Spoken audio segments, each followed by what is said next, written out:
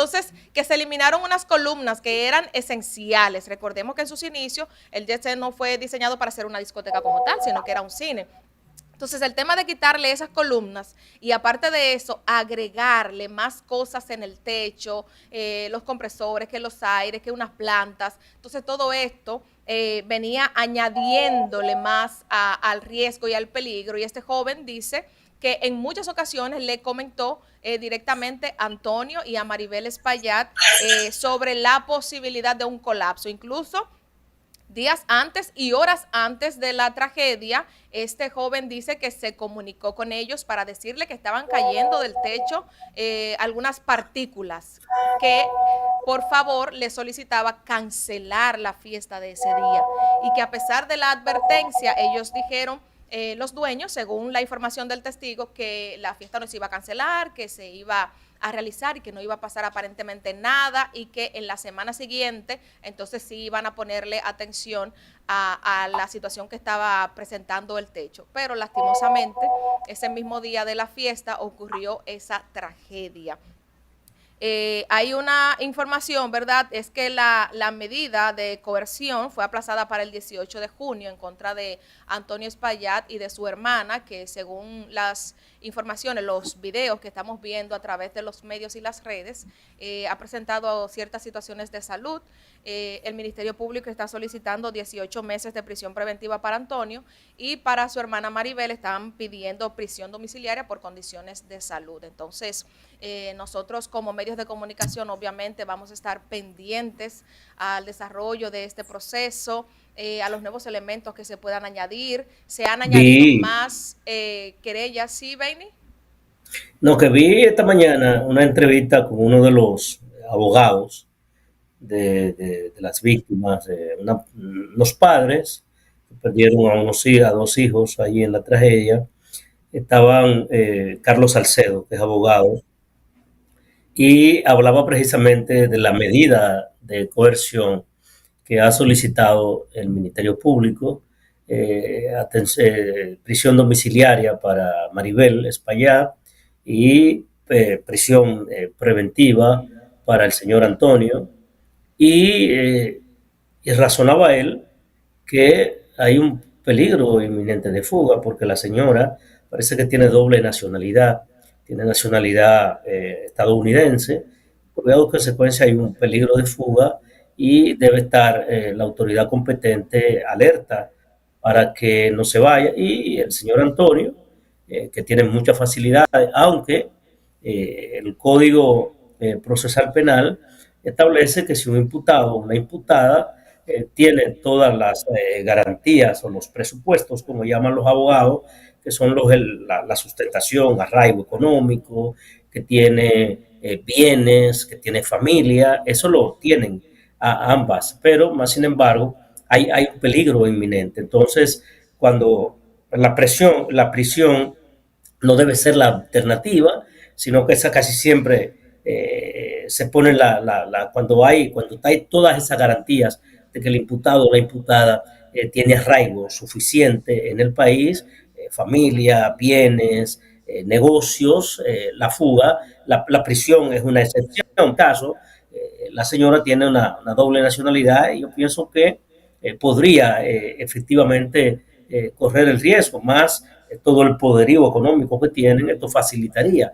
Y otro elemento que veía en televisión nacional, y es que en la construcción de la querella por parte del Ministerio Público a Antonio Payá por el colapso del YC y ese día que ustedes saben, hacia la madrugada del martes 8 de abril, del 8 de abril, esa madrugada, no está el Estado como también Responsable. civilmente, penalmente responsable en este caso, porque el Estado también tiene una responsabilidad primaria y en las edificaciones tanto públicas como privadas, de las revelaciones, del seguimiento, y entonces el Estado, por vía de consecuencia,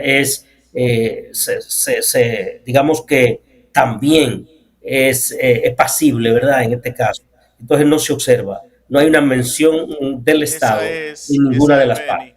una observación importante que tú estás haciendo.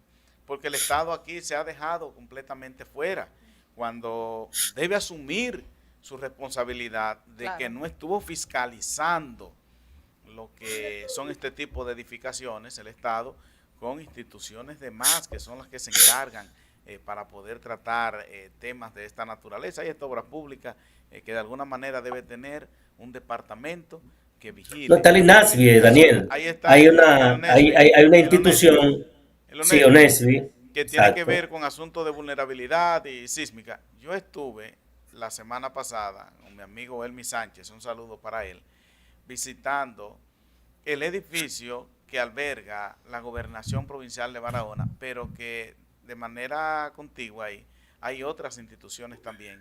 Y conversábamos Elmi y yo con un funcionario y yo veía el techo que tiene desprendimientos y tú le ves las varillas y tú dices, Dios mío, pero estamos ante un peligro aquí muy fuerte, ¿verdad? Aquí no hay bocinas para que los decibeles te puedan ocasionar eso, aquí encima del techo no hay ese gran peso que también pudiera provocarlo, pero estamos en una zona donde frecuentemente tú estás teniendo temblores de tierra Sí. y eso pudiera ocasionar problemas. Aquí hay una entidad financiera que está en la calle Jaime Mota, que también ahí debajo, ven, y del partido La Fuerza del Pueblo, esa edificación de ahí, yo vi los empleados correr en un momento determinado de un banco que existe allí, porque se estaban desprendiendo grandes partículas del techo. ¿Qué hace el Estado en su responsabilidad de poder fiscalizar y que se corrijan este sinnúmero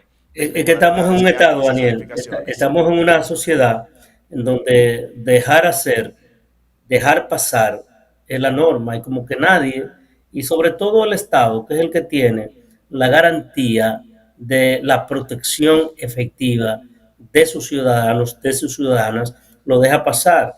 Por eso, así como el establecimiento del YESED, como tú bien señalabas en el contexto local de aquí de Barahona, hay muchísimas instituciones y entidades que necesitan ser fiscalizadas, que necesitan ser observadas, que necesitan un requerimiento por parte del Estado a los fines para evaluar, digamos que su estructura, cuando fueron el obispado. Mira, El padre Ángel me ahí hablaba incluso se desprendió otro techo en un lugar aquí en el En país. Santiago, en Santiago Santiago, se en desprendieron, Santiago. gracias a Y Dios que no había eso fue nadie. una obra en construcción, Daniel. Fue una Ah, obra en proceso de construcción y el techo de esa obra colapsó. De todas maneras, ¿dónde están No, las instituciones encargadas de velar por ¿dónde eso? Por están? ejemplo, no, esperando Hasta que el pase el CODIA otro día, interviene, el CODIA cobra exactamente. unos chelitos por eso. El CODIA que te cobra impuestos cuando tú haces una Una construcción. construcción. ¿Dónde está el CODIA? Que no también, que después aparece opinando, Sí. hablando de cosas, pero no están vigilando lo que deben estar vigilando, porque deben De tener todas también una maneras, de responsabilidad todas con maneras, esto. Daniel, en el Yo caso del pienso, YC, yo pienso, aunque ya están, digamos que los resultados de la investigación que se mandó a hacer, que debió ser digamos que una orden del Ministerio Público. No hemos visto que el Ministerio Público, ¿ustedes recuerdan? El presidente de la República, Luis Rodolfo Abinader Corona, en una de semanales, anunció que el Estado o el gobierno había ordenado una investigación con relación al desplome del GIC. Y ustedes saben todos los hercaseos y los líos que se armaron, porque parte de los desperdicios fueron llevados a Santiago y todavía no se saben dónde están. Y exacto. dijo el presidente Luis Abinader, porque esta es una responsabilidad, digamos que del Ministerio Público, debe ser un asunto independiente, que aunque esa investigación va a estar a disposición del Ministerio Público y que en nada alguno vincula, no desvincula al Ministerio Público para que pueda hacer sus propias experticias, no, todavía el Ministerio Público tampoco ha ordenado hacer una investigación y parece ser que se va a acoger a la que ya ha hecho el Estado dominicano. De todas maneras, aunque se está la experticia, ya se tiene el diagnóstico de qué pudo haber ocurrido y qué pudo haber provocado el colapso de Yacé, vamos a esperar que pueda ser revelado el informe técnico forense que se ha hecho a los materiales que cayeron, a los desperdicios, a los fines de que la ciudadanía pueda saber a grandes rasgos y sin que se le esconda nada qué fue lo que provocó. Mira, Porque hasta ahora toda argumentación que se haga, son hipótesis que pudieran ser o no ser. Lo que va así a determinar qué fue lo que ocurrió, qué fue lo que determinó, cuál fue la causa real para el colapso de Yesenia. Yo pienso que va a ser esa experticia que se hizo. según he investigado, caería en homicidio involuntario, según el código. Sí, esa es la calificación jurídica. Acusación Daniel. contra Antonio Espaillat. Entonces, me parece que también he escuchado de expertos en la materia que el código contempla 2 años. 2 años. 2 años de prisión. Ahí es que yo me pregunto entonces. Hablan de que es un suicidio involuntario, ¿verdad? Homicidio. Homicidio involuntario. Pero si es igual que una persona que choca a otra, es involuntario. Entonces, el Código Penal dominicano, todas esas cosas se basa en que es involuntario. Entonces, ¿qué va a hacer el gobierno? No, lo que pasa es, Vianney, porque es que no podemos, donde hay negligencia, hay que saber sí, porque son dos cosas Hay un distintas. asunto ya de justicia. Ya el Sí, gobierno no Una- puede una- hacer nada. pero es que una cosa es, ese Código Penal dominicano debe de evaluarse una cosa y es, comenzar a porque reestructurarse de nuevo, porque ahí hay muchas cosas que son involuntarios. Bueno, tú porque sabes. no, o sea, la intención de No, ellos. ahí no hubo ese una quería intención. No, claro, que obviamente. pasara, pero Obviamente ahí no hubo debe una haber intención. no consecuencias. quiere que pase, sus dueños lo quieren que pase. Ahí no hubo- conductor uno- quiere ahí chocar no a otra hubo- persona, pero hay cosas que han visto que, por ejemplo, en los choques pasó una chica que chocó a otra. ¿Por qué? Porque ella pensaba que iba a ser involuntario. Es involuntario. Pero el gobierno también, como bien decimos, se está desligando de lo que es la tragedia del TC. El gobierno no. ¿Cómo que no? Lo Ven? que El pasa gobierno es, también debe tener sus consecuencias en lo que es claro, la tragedia del TC, el porque, gobierno como bien entra estamos en la mencionando, inobservancia, el gobierno entra en la inobservancia Correcto. a Sí, los ven, en procedimientos la para inobservancia, evaluar pero si las edificaciones. Ahora, ¿por que qué? tienen que, ¿Por qué? escúchame, Benny, esas instituciones que deben de velar porque las estructuras estén bien, no están haciendo su trabajo? Entonces, el pueblo está pagando sus impuestos, esos ministerios, lo que sea, se están beneficiando del pueblo. Entonces, que Sí. hagan algo. Todavía estamos esperando Lo que pasa es, Vianney, para la remodelación de la glorieta de aquí del Parque Central. lo que Estamos pasa hablando es, del Vianney, edificio, que es lo que estamos esperando. lo que ocurre es que la familia Espaillá, en honor a la verdad, no planificaron que el colapso del YC se produjese. Ellos, a nadie le cabe en su sano juicio que ellos querían que eso ocurriese por las consecuencias que nosotros y ustedes ven, amigos que nos ven y nos escuchan, está teniendo esas consecuencias. Por lo tanto, se trata de un homicidio involuntario. Eso es la calificación, pero hay otros elementos que entran, que es la penal ya, querellas penales, en el sentido de las muertes, porque no fueron una ni dos.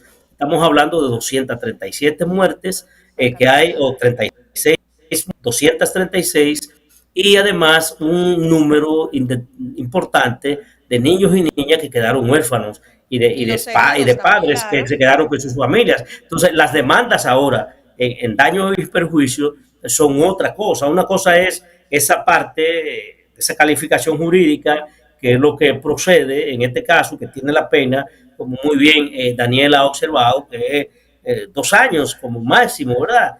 Pero ahora hay unas demandas por daños, por perjuicio, y daños morales, psicológicos, emocionales, y todo ese tipo de elementos que van a entrar. Entonces el Estado, la única aquí, la crítica y la observación que se hace al Estado es como en la construcción propia de la querella, el Ministerio Público no ha señalado en ninguna de las partes al Estado Dominicano como corresponsable, porque por esa irresponsabilidad que tampoco tuvo para, digamos, hacer las observaciones, hacer las evaluaciones de la edificación, de la estructura. O sea, el Estado es parte tan responsable como la propia familia. Por eso digo que de todas maneras, porque uno no conoce, yo no conozco, y cualquier cosa que nosotros podamos decir acerca de lo que provocó lo estaríamos haciendo del empirismo. Entonces, porque los resultados técnicos todavía nosotros no los conocemos y por lo tanto yo pienso que debemos esperar a que, y no se va a conocer en la medida de coerción, porque la medida de coerción no son un juicio propiamente hablando, sino que es para conocer medidas de coerción, se conocen los presupuestos, se conocen la querella y los cargos del imputado, de la imputada, y se ordena si el chico o la chica se va, digamos, tiene una pena que la menos gravosa o la más gravosa, en este caso la prisión domiciliaria o la prisión en una cárcel, o sencillamente se deje en libertad, que es la menos gravosa, en que esto no implique en modo alguno que la persona se sustraiga al proceso. Que finalmente, en esa medida de coerción que se va a conocer a Antonio Espaillat, se le pueda aplicar el numerar de las 7 medidas de coerción que existen de la prisión preventiva. Es el 7. El numeral 3 y el 7, que consiste en prisión preventiva. Como tú mencionabas ahorita, él cuenta con suficientes presupuestos, y no estamos hablando de dinero, arraigo, para poder sustentar de que no se Sí, se habla de dinero. Cuando hablamos de presupuesto, estamos hablando también de la parte económica, de los bienes materiales. Sí. Inclusive, en un juicio de fondo, donde él pudiera ser condenado a la pena máxima de los 2 años, también no le pudieran imponer una prisión en una cárcel, pudiera ser una prisión domiciliaria, que existe también en la ley, y conociendo lo que Antonio Espaillat representa en términos de poder en la República Dominicana, en términos económicos también, no hay ninguna duda de que no saldría Propongo en lo que corresponde a una sentencia que pudiera llevarlo a prisión. Ahora, lo que corresponde al pago de la indemnización de cada uno de estos afectados que están demandando y que están requiriendo de que él pueda pagar, ya eso es otro asunto donde tendrá que abrir la cartera. Propongo, señora conductora y señor productor, que nosotros podamos debatir a más profundidad este tema, porque todavía para el miércoles que se puso el conocimiento, se aplazó el conocimiento de la medida de coerción. Y nosotros tenemos juristas aquí que conocen muy bien todos estos aspectos técnicos legales. Por ejemplo, Carlos Julio Félix Vidal, podríamos llevar un juez si se quiere. No, los jueces no van a ir a hablar de este proceso porque pudieran ser parte, ¿no? Aunque no estén conociendo el proceso, pero pudiésemos llevar unos 2 abogados, Carlos Julio podría ser, para conocer nosotros y para edificación de nuestra comunidad de lectores, nuestra comunidad de seguidores, nuestra comunidad de televidentes y de oyentes, que bien, pues perfectamente pudieran hacerse unos juicios mucho más acabados en términos jurídicos, en términos penales acerca de este proceso. Yo pienso que es conveniente que nosotros lo hagamos aquí en A Media Mañana. Sí, vamos a coordinar eso porque verdaderamente lo amerita la situación para tener un poquito más de conocimiento y para que también la gente pueda entender un poquito más de este proceso. También en esa misma línea, antes de irnos a la pausa, ya el gobierno inició, me parece que la semana pasada, la entrega de los bonos de emergencia a las familias afectadas del Jet Set, con un total creo que de 30,000 pesos durante 6 meses a las familias afectadas. Eso es nada. Esto ha generado muchas opiniones. Eso es nada. Yo pregunto, Ninosca, ¿le va a dar el gobierno al señor Grullón y a Melba Segura 30,000 pesos por 6 meses? No, por porque, solo citar. Porque no, ¿Le va a dar a Eduardo Estrella 30,000 pesos por solo citar? No, según la información es a esas familias vulnerables en condiciones, ¿verdad?, un poquito más de necesidad, que quizás las personas que fallecieron dentro de esas familias eran los proveedores. Entonces el gobierno de una u otra manera quiere asumir una cuota de responsabilidad.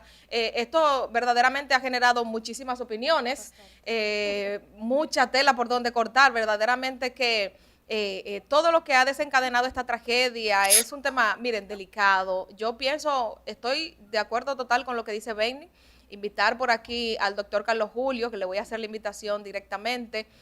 No sé si podemos integrar a otra persona al panel para poder tratar este tema más a fondo y ver qué implicarían, ¿verdad?, esas decisiones, esos detalles y en qué incurriría cada parte involucrada en el proceso, porque verdaderamente esto ha sido un antes y un después para nuestro país, para el mundo, y las consecuencias, ¿verdad?, están ahí, independientemente de lo que la justicia pueda hacer luego ya con los hermanos Espaillat, de la posición que pueda asumir el gobierno. También hay familias laceradas para toda la vida, la población dominicana también ha sido marcada. Esta es una fecha que no se va a olvidar nunca y nosotros lo que esperamos, ¿verdad?, que se agote el debido proceso, que haya régimen de consecuencia y que de una u otra manera se pueda hacer justicia en este caso. Vamos a una pausa y en breve retornamos con más aquí en